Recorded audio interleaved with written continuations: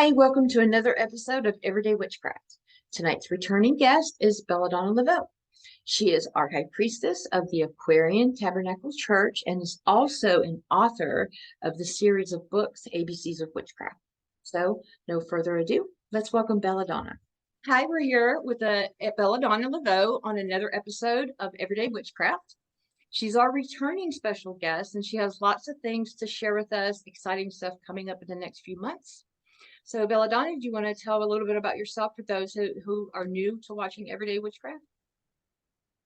Oh my goodness, I'm so grateful that you brought me back, Atalanta. We had so much fun in our last interview. You're so much fun to talk to. So thank you so much for bringing me back. I am the matriarch of the Aquarian Tabernacle Church, the archpriestess of the whole church. And we're an international collection of covens and institutions and charities that serve the pagan community at large. We are mostly Wiccan, and we establish Wiccan churches we have a group umbrella exemption, which is the only one in paganism where we can create churches and institutions and charities without having to go through the IRS. So we're not like a governing body. We're not a tradition. We are a legally organized facilitating body that helps you gain legal status for your organization through the IRS and corporation and all that kind of stuff. And we provide big church resources for little groups, because most covens, people might have 200 people on their Facebook page, but most covens are 3 to 13 people. They're not big. And it's really difficult to create big church resources with 5 people. So we provide that for you, and we all work together to make the world a better place. That's really why we exist. We fight for your civil rights, and we make the government give us the rights that we need. We've sued the government 3 times and won. So yeah, we're fun. Out there fighting. That's great. What about the history? I watched a little video actually that you did, and I thought that was pretty interesting. I don't think most people know, how that church was started. I think it's amazing that people don't know more about the Aquarian Tabernacle Church. It has been around since 1979. We have been here for over 40 years. We're coming up on a 50-year anniversary around the end of the decade. And you would think that more people would know, but it's more, once you really get into how to practice on a greater level, then you start finding those kinds of places, I guess. But the Aquarian Tabernacle Church was started in 1979 by Pete Davis, who was raised by a lawyer, so he had a lot of legal expertise. Which I do not have a lot of legal expertise. I was raised by entrepreneurs, so I create businesses. It's different, But what Pete did was he fought for our right to exist as a church, as a legal entity. He wanted us to have the same rights as other churches. He wanted us to be able to go have a meeting and, the cops not break us up and put our fires out and put us in handcuffs and scare everybody. He wanted us to be able to have the same respect for our religion. And so he fought the IRS. It was an epic battle. I've got all kinds of 3-ring binders beside each other in mass of the documents that he sent to the IRS and the big fight that it was. He fought for our right to pray in the military and get together and have military groups and boot camp and stuff like that. I went to worship Wicca, at the little service that we had in boot camp. And I didn't realize that if it weren't for Pete Davis, we would not have that right. He started the fight for the veterans tombstone, and he was fighting that fight 10 years in. And then he finally got Selena and the Corellians and Selena Fox Surf Sanctuary and other houses. And they made a planned attack. And that's what it took to get the tombstone done. But we were in that fight for 10 years. He just has he paved the way for the government to say, no, this is a real religion and we have to recognize it. And the seminary was created because one of our reverends, Terry Riley, went on, I guess it was Sally Jesse Raphael and some other things. They had a big to do in the South. It's called March on Fort God, where Terry Riley was a witch and he got taken advantage of by the government of Arkansas, and he stood up against them, and it became a pagans on the courthouse steps, all of the Christians in the state practically, like lots of them came and surrounded, and then the National Guard came, big deal, made all of the talk shows at the time, right? That's back when we still watched television as a station. And they wouldn't call him reverend. They called him self-proclaimed witch, but all the other Christian ministers had reverend in front of their name. And Terry was like, why can't we have the name reverend? And they said, well, unless you have a seminary for your faith, we don't have to call you reverend. And so Pete created the seminary, and that is why all of us get to call ourselves reverend, because a seminary exists. It's the first one. There have since been other ones, but ours is unique because it's state recognized. You can start a school anywhere, but unless somebody says, yes, we agree that this is a legitimate school, it doesn't matter. So ours is state recognized, and it's the only one. And so that's why everybody gets to call themselves reverend. The ATC does a lot for the infrastructure for Wicca, but it's not like, hey, give us a bunch of glory. It needs to happen. And so that's the work that we do. And there's no billboards that say it on the interstate, but somebody's doing that work behind the scenes for you guys, and it's us. We're happy to do it. It sounds like you have a lot of fun too with all the different projects and things that you do. How long have you been a member of the church? How long have you been? Since 2004. Pete found me in 2004. He was looking for somebody to run said seminary because he had it on paper, but he didn't have anybody to run it who could make it work. He had gone through all his people, and nobody had the willingness, ability, and heart to make it happen.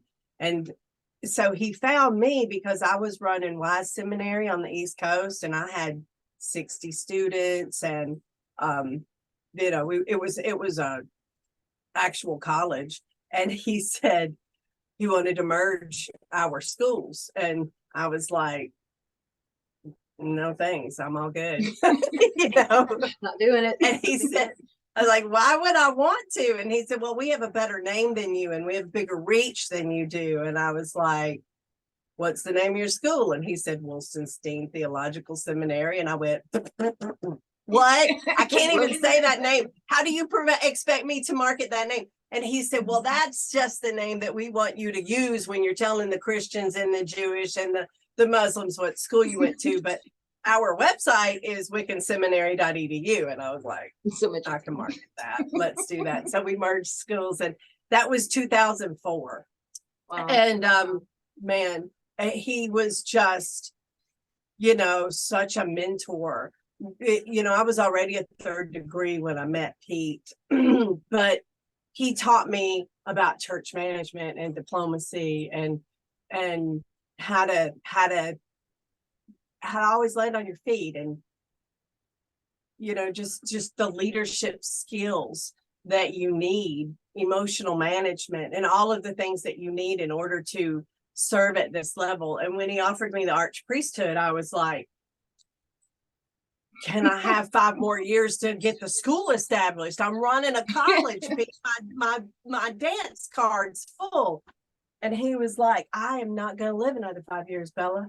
There's not anybody else that has the skill set and the willingness and the ability to do this work. And I need somebody to take the church who is not going to decide one day that it's too big and that they're going to set it down, or that it's not worth it, because it's a lot.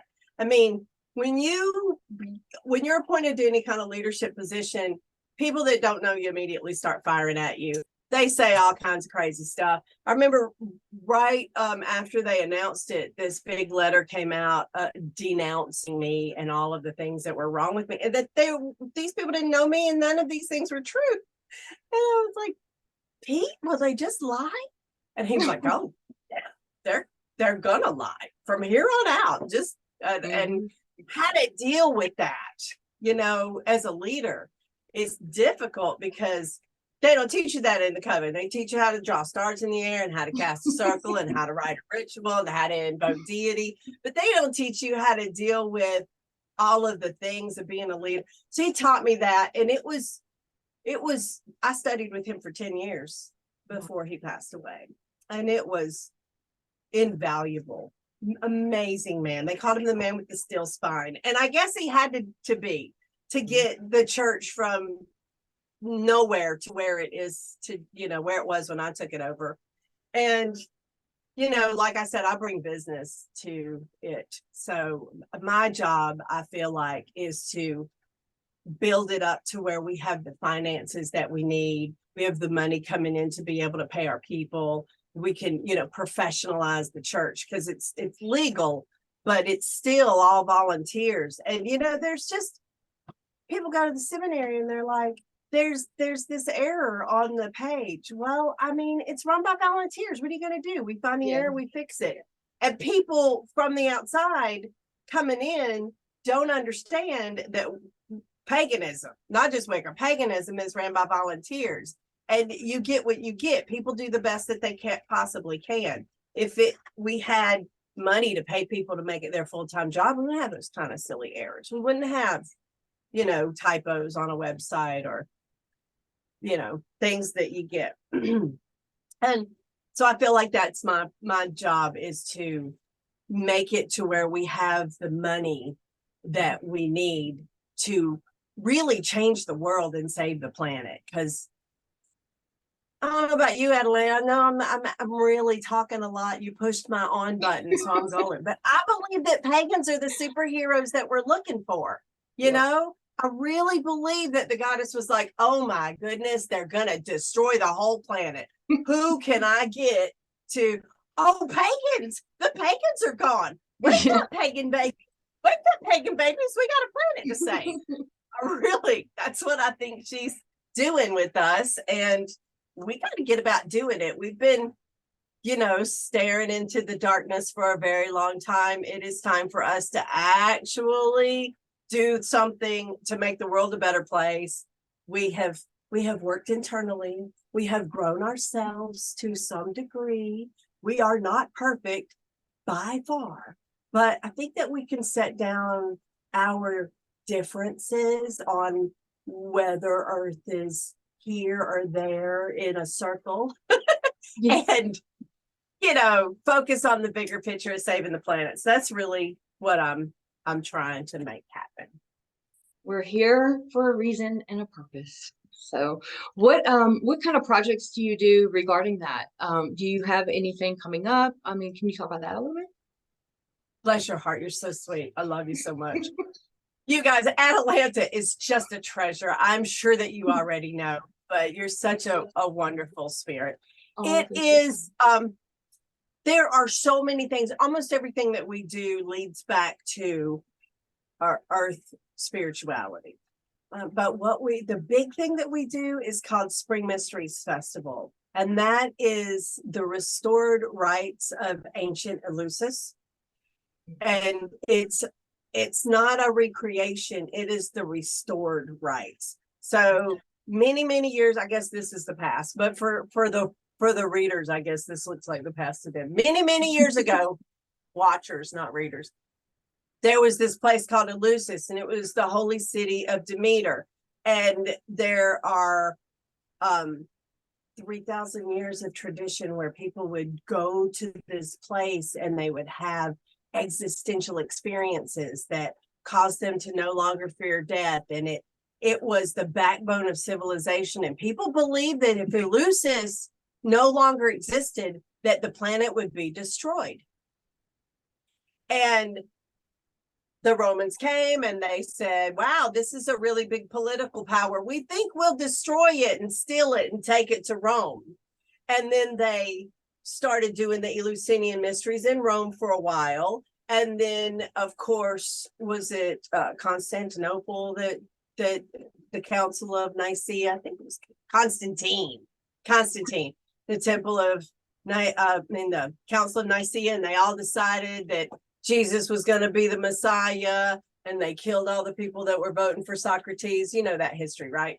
Mm-hmm. And then they created the Holy Roman Empire based on the Vatican, which was Eleusis, okay?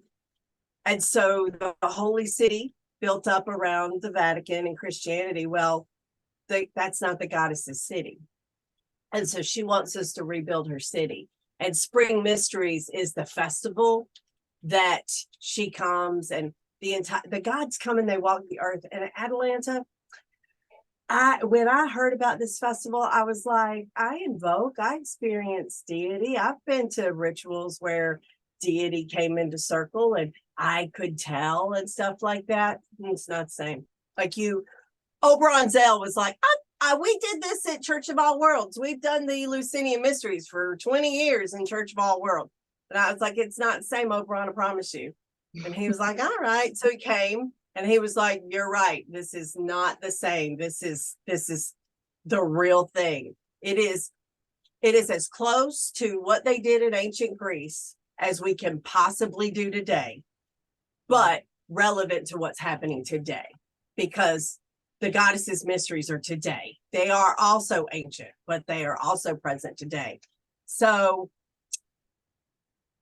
it's just like, every pagan should go.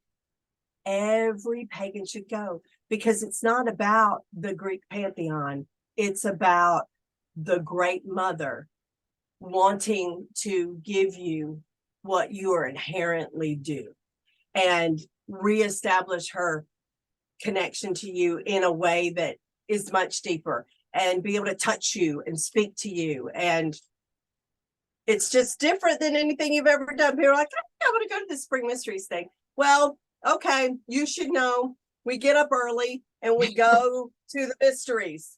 And they make a joke. They're like, it's ritual till you retch, because it starts on Thursday and there's things that you want to go to. Everybody goes to everything. It's not, you don't spend the morning in your bed. You get up at 7 and you're in line to get into the mysteries at 8 o'clock, and the mysteries start on time. And it's first time I went, all those gods came out of nowhere, and it was so, oh my God, amazing, that I cried the rest of the day. This was the morning.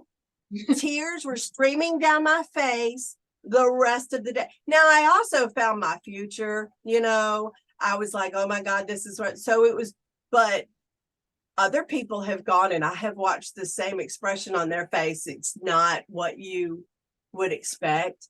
And you cannot explain to somebody how powerful it is, because even in ancient Greece, they were like, it's oath bound. You can't tell people what happens. I can't tell you what happens. I can tell you that if you miss it and you don't go in your lifetime, that you will have missed something that was really impactful. Wow.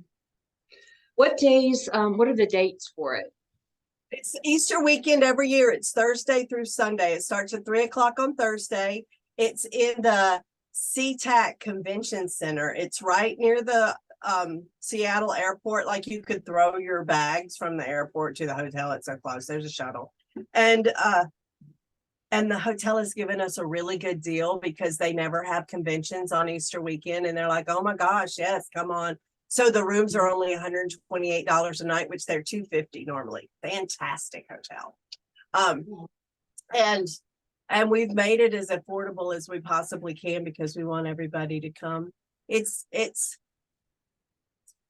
the most powerful experience with deity that I've ever had in my life. The goddess comes every year, and The whole pantheon does, though. The whole Greek pantheon. It's the story of Demeter and Persephone gets abducted and she goes to the underworld, and then some things happen there, and then she comes back, and we have spring, and that's why we have the seasons.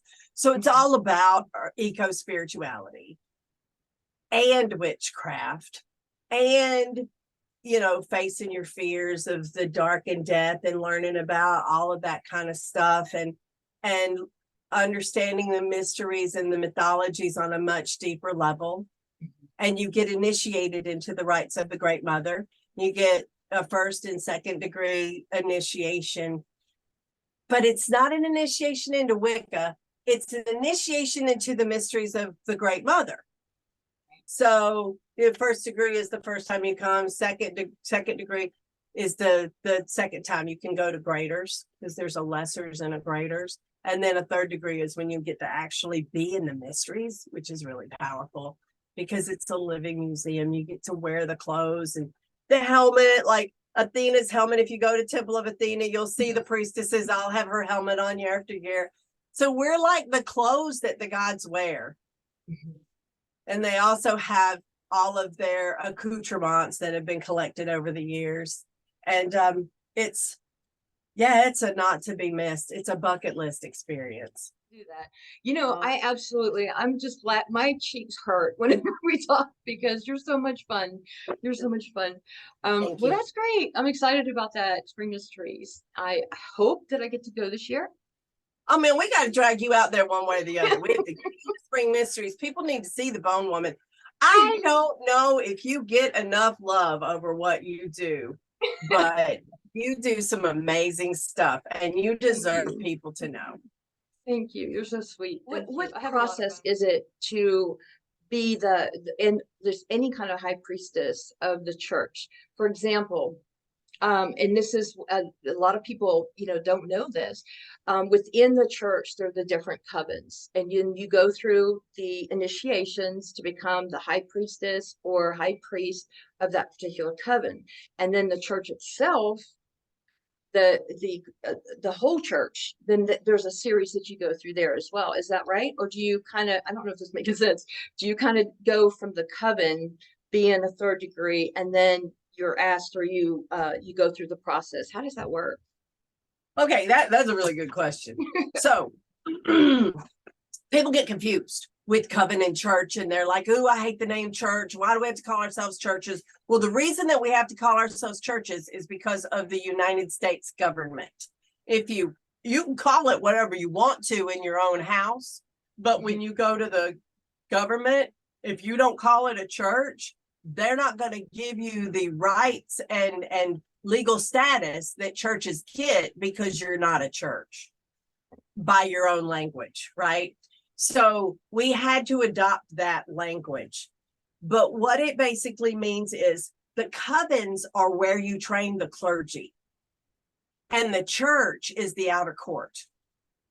So it's not really any different from any coven that has an outer court, you know, a congregation. It's just the word we have to use because of the United States government.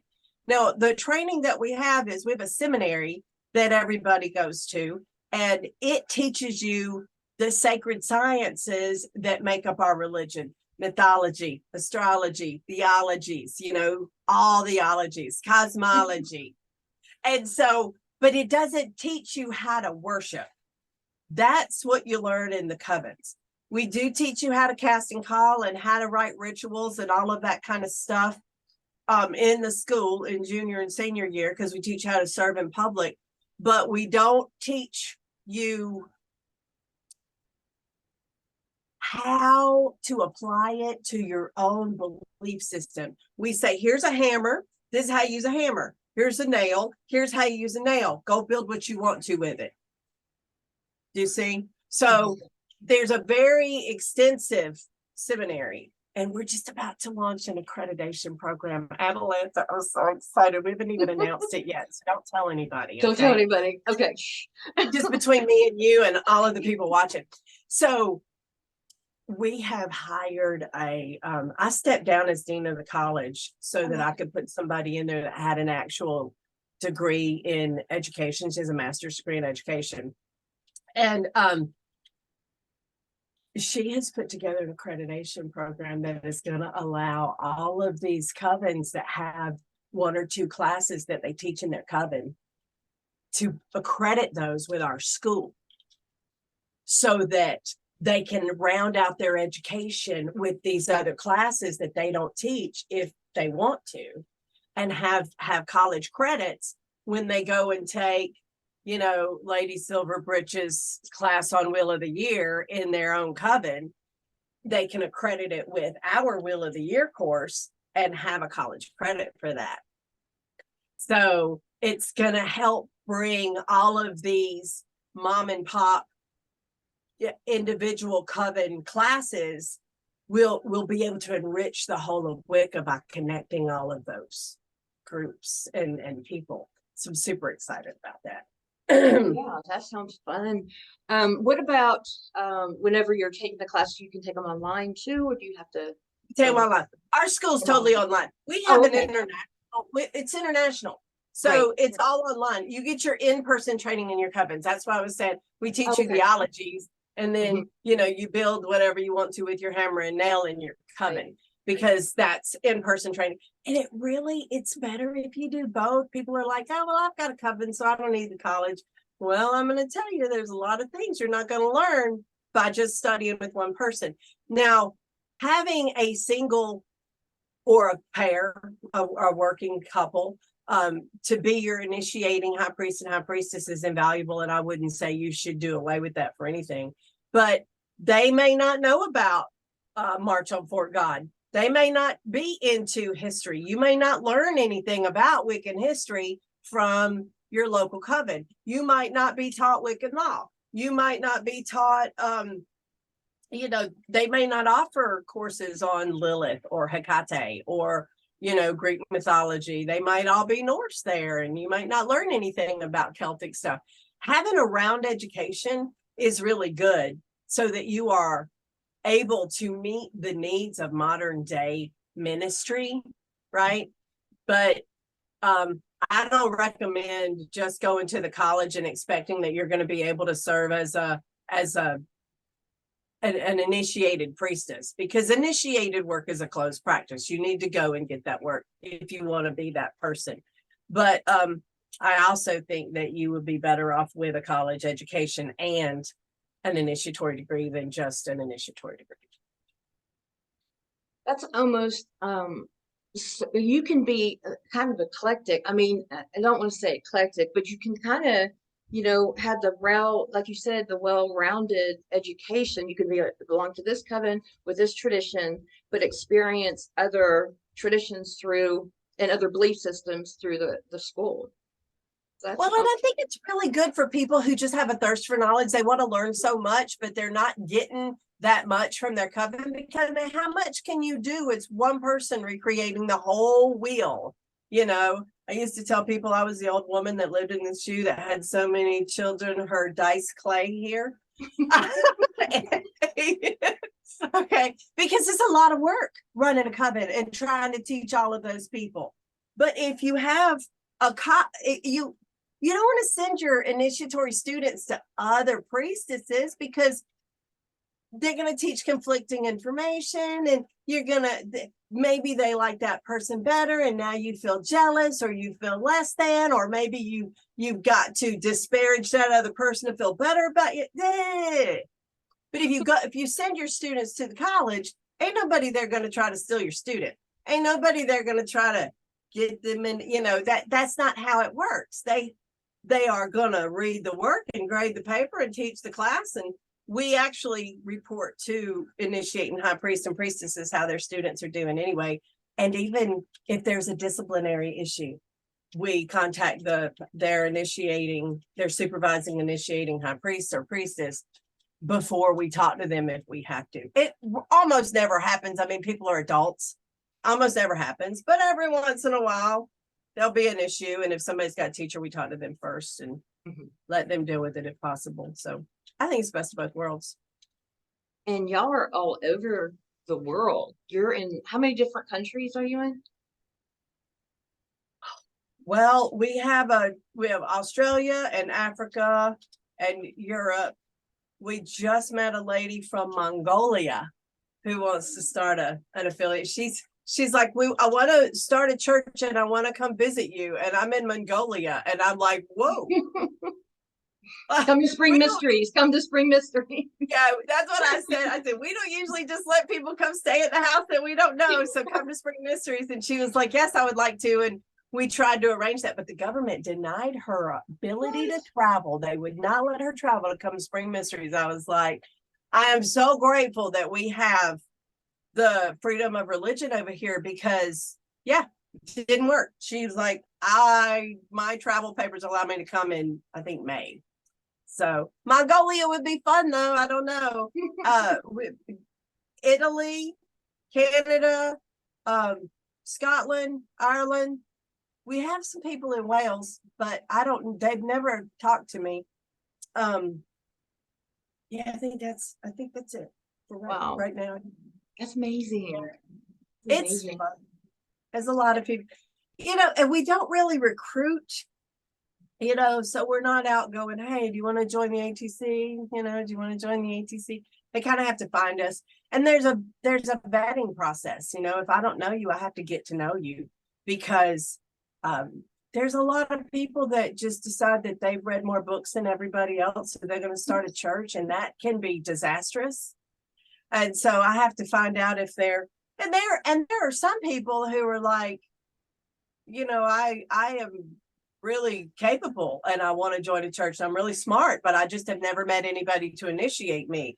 And, these two kinds of people you deal with differently. Some people you're like, well, let me give you the tools and the education that you need so that you can do this. That's great. It kind of builds you a whole complete foundation to start, and then you kind of grow with it and branch off. Yeah. Because there's a lot of different brands of witchcraft, and there's a lot of different kinds of witches out there, and you never know what kind you need until you're exposed to different kinds. Like I was trained Gardnerian, and then I studied Dianic. Mm-hmm. And I got a lot out of that. I learned a lot about ritual and stuff. I did not become a Dianic priestess because that wasn't my flavor, but I learned a lot about it, and that helped round out my education. So you just don't know if until you expose yourself to other things. I don't know if a lot of people know these statistics, but for every 10 covens that form in 3 months, only one of those covens are left. And after 3 more months, they figured it out. They did a statistic. So every 3 months, you lose 9 groups that are the same age. Like people form covens and quit covens all the time. And it's not until you've been around for 5 years that they expect that you'll keep being around, because people move and people change and people go and people fight. And so we don't really record the covens that come and go. But the institutions and the charities are the ones that are really booming right now, because we have Spiral Scouts, which is the 4th largest youth organization in the world, in the United States. I don't know about the world. In the United States. I think the whole world is America, because I've never. I don't really. I'm just kidding. And the school is really cool. The accreditation program, there's a publishing program, there's Pagan Information Network, Panegyria, Seattle Psychics Association, which has grown beyond Seattle. And these are institutions that serve everybody, right? They're not just a church, they're an institution. And then we have charities, which are really popping up all over the place right now, because that's a lot of people want to serve, but they don't want to be, they don't want to lead a coven. They want to feed homeless people, or they want to help children, or they want to, and so there's Save the Seeds Foundation, the Pagan Gardener, Pagans in Need. There's a lady that wants to start a school for children, and there's a lot of those kinds of things happening, which I think is a really good sign. Because used to be there was either coven or not coven, and that was all of witchcraft. You either a coven, you're a solitary practitioner, and that's it. And now we have so many more options, and it just means that our infrastructure we've grown beyond that level, and now we're able to create lasting things, because the school's going to outlast me. That was one of my big things. Like, this school has to be here when I reincarnate, because I want to go to it. And so I wanted to hire somebody who could keep it running, even though I wasn't doing it. Because, that's the hardest thing, is you build something and then you give it away and see if it keeps happening.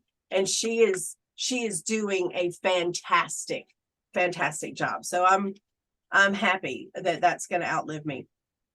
That infrastructure is so important, that we have those lasting things. And so what I'm working on now, Atalanta, is building generational wealth for the church. I'm so excited about that. Oh my God. Oh my God. Okay, so the only thing that we don't have in paganism is money. Money. We don't have it. Why don't we have it? Because we don't care about money. We care about being happy. We care about raising good children. We care about other things. We do not care about amassing a lot of wealth.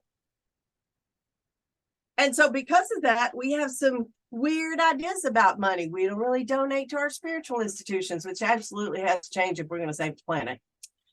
We don't really donate to charities, because we're like, I will donate my time. How about my time? But I don't have a lot of money, because that's not my priority, right?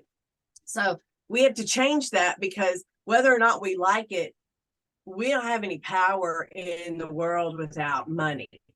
That's how it works. Like, we can say, I'm a powerful witch, but how much influence do you have to call a senator? So we need to be able to call a senator and people listen to us. We need to be the people that somebody says, hey, what do you think about this Roe versus Wade thing?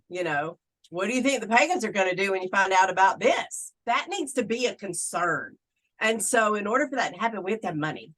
So I am working on building generational wealth so that when I die, the archpriesthood and the church has an income that can run a staff and make sure that everything keeps going. And so that when something happens with like Roe versus Wade, we can do something about it because we have the money. We can launch an education program. We can fly to Washington, D.C. and, like those kinds of things. People think, oh, you don't need money, but you do.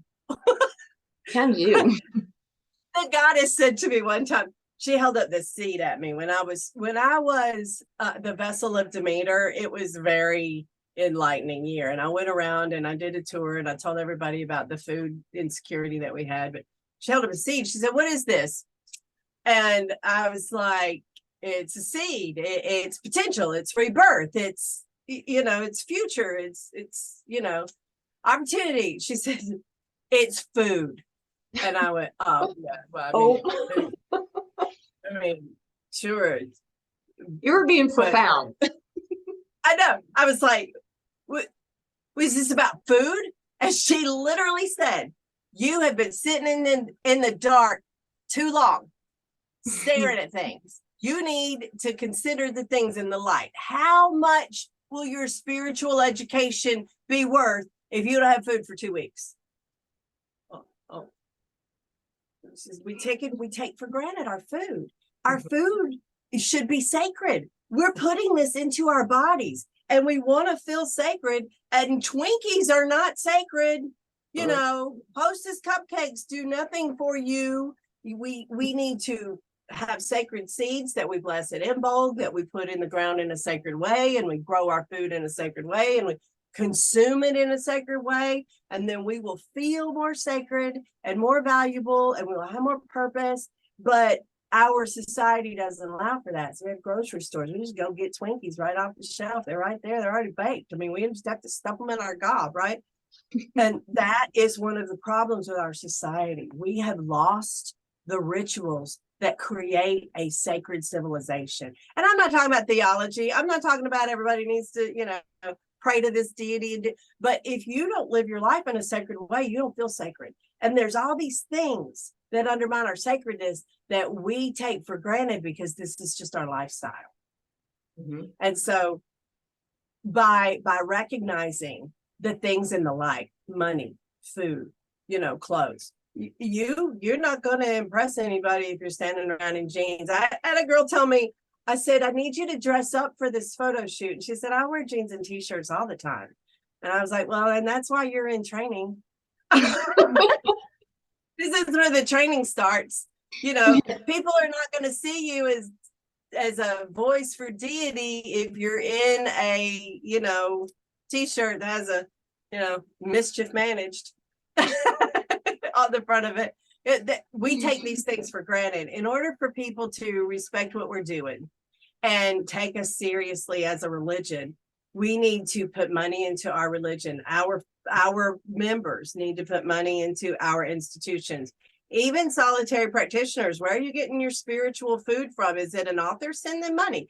Is it a you go circle with anybody? Give them money. I mean, I'm not saying give it to me. I'm saying give it to the places where you get spiritually fed, because those people can do something more if they have money. If all they have is the money that they make to support an entire church, which is what most of our spiritual leaders do. Most of our spiritual leaders are buying the candles themselves, making food for potluck, but paying the electric bill, cleaning the house, cleaning up beforehand, cleaning up afterwards, and have absolutely nothing to show for it except for the good feeling in their heart, which is great for the first, 6 months of running a group. But after that, people get burned out and used up and they don't want to do it anymore. It's a lot of work. And it's really difficult to let strangers come in your home and go through. I had somebody steal medicine out of our refrigerator. I've had, people do all kinds of weird stuff, when you open your home to, and this is the mother church.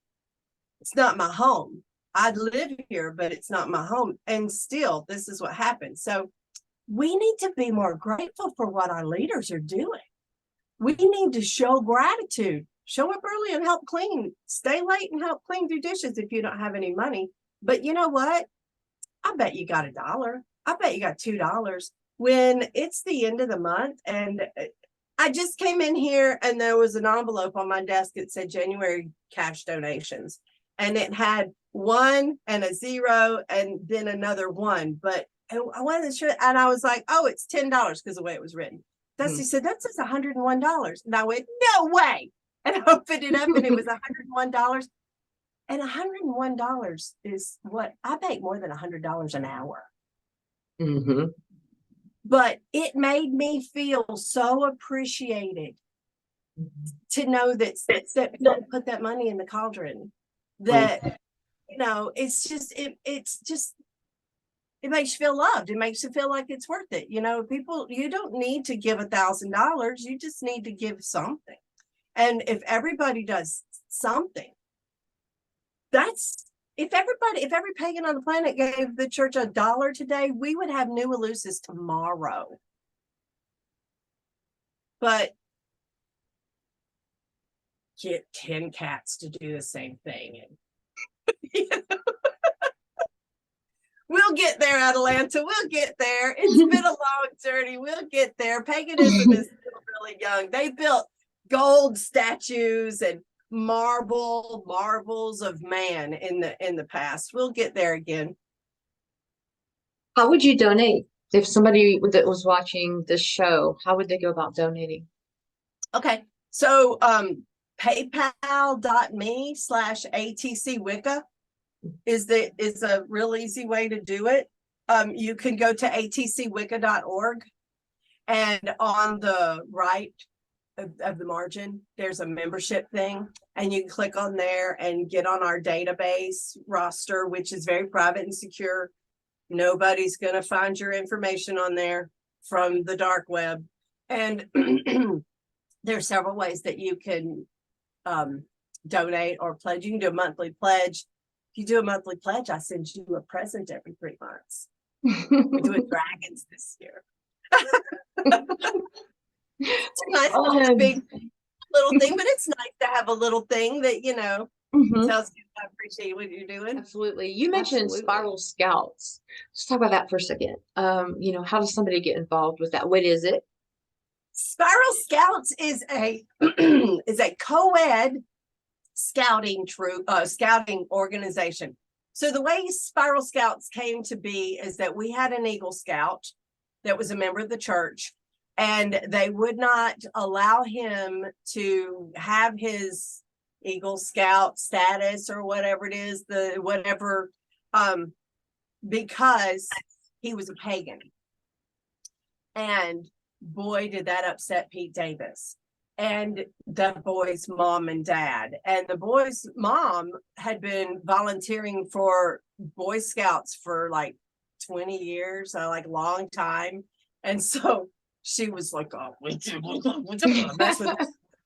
just hold a whole different scouting thing. And so they rewrote a scouting troop that's co-ed. You're supposed to have a male and female leader, right? And they have to do background checks and all that, so that it's safe.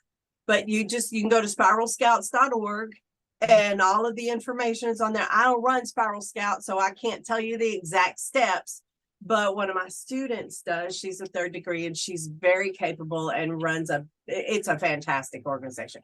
4th largest in the United States. There's Boy Scouts, Girl Scouts, Campfire Girls, and Spiral Scouts, which I think is a huge accomplishment. Oh, I didn't realize that. You have to be accredited, like recognized by the church to be a leader of the Spiral Scouts. Is that correct? No. Oh, you don't? Wow, I didn't know that. Okay. You don't even have to be pagan. There's no statement of faith. We're training the future stewards of the earth. You don't have to have any kind of ATC anything. Okay. To be a Spiral Scouts leader. Yeah. That's why I asked you about it, because I didn't know very much about it, but I know it's, everybody is interested in it. So I think it's fantastic for children. I mean, it is a fantastic program. It's got Raindrops, Spiral Scouts, and then Pathfinders. It's 3, right? Like Cub Scouts and Boy Scouts and Eagle Scouts. It's the same kind of structure. They earn badges. They've got a little capoot. Say it, Dusty. Dusty says there's 4 levels. I left out Firefly. Firefly is between Raindrop but they've got, say the thing of it. Capuche. I said capuche, and he said that's a monkey. It's not a capuchin. So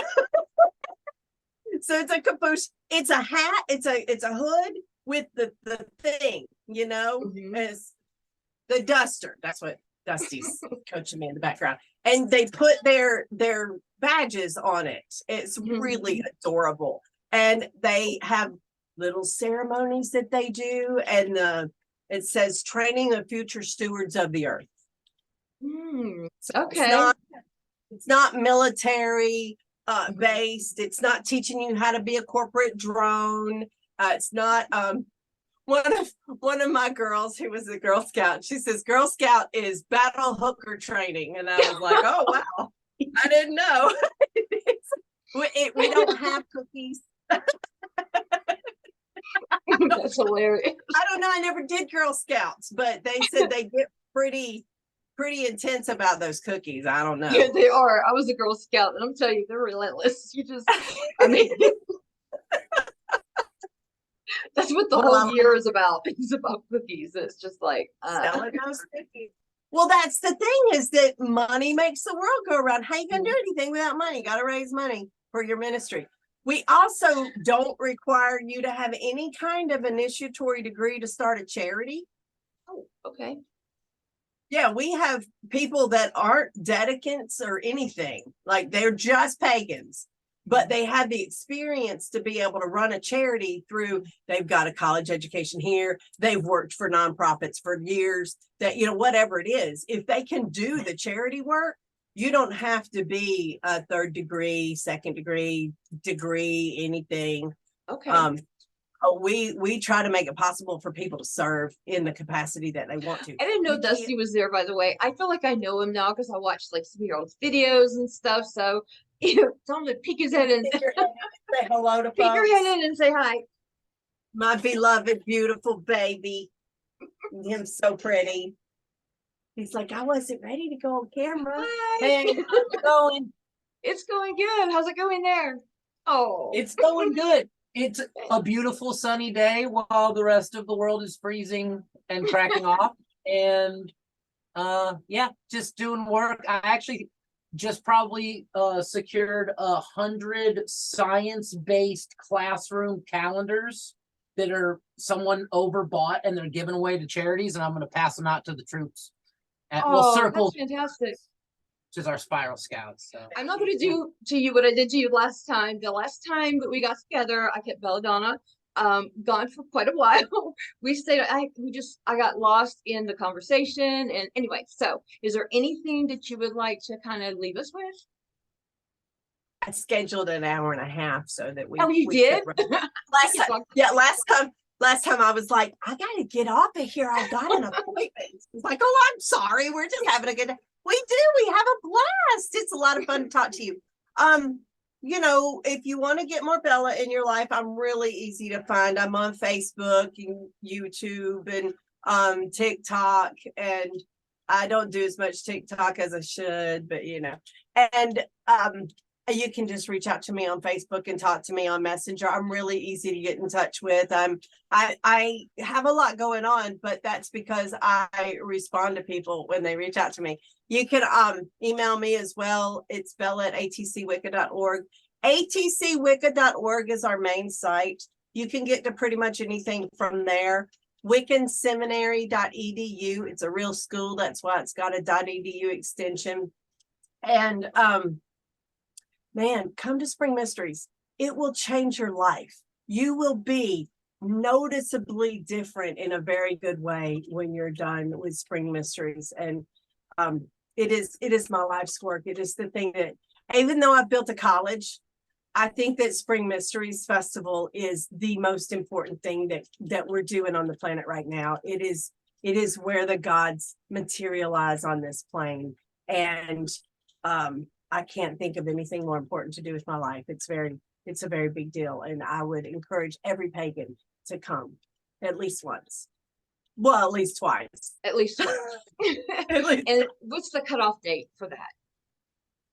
So the price right now is only $197 for the 4 days. At March 31st, it goes up to $250. I think it's $247. So I would register before March 31st so that you can get the best deal. And we also do take payments, like you can put $50 down and then pay so that you don't have to have the one thing. I know how hard it is to save up for something instead of just making payments. So we allow you to make payments.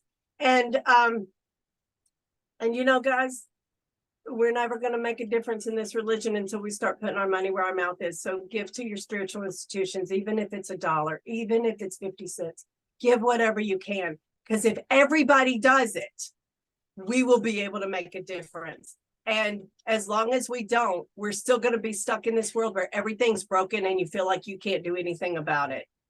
We can do something about it. We have everything but money. That's all. That's all. It'll make a difference. And I'm working really hard at shoveling money into this from other sources outside of paganism. So we'll get there. I'm really excited about the future. 2023 has so many opportunities, and it's just, the goddess told us that we needed to live through the pandemic because things would be different on the other side of it. And I know that you can tell, Atalanta, and I know that all of the rest of you can too. Things are different. People are more enlightened. Yes, there is a huge pushback from people who don't want anything to change, but you know, the death throes, the last kick is the hardest, right? It's the death throes of a paradigm that doesn't work anymore.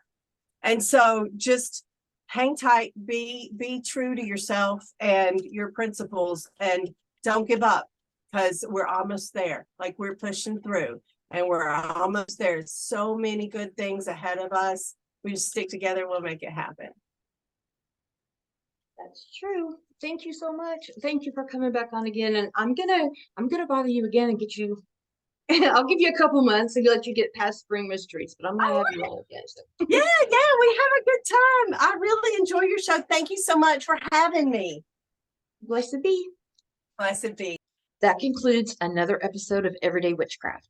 I want to thank you for tuning in, and a very special thanks goes out to Belladonna Laveau for returning on the show. I'll see you in 2 weeks. Blessed be.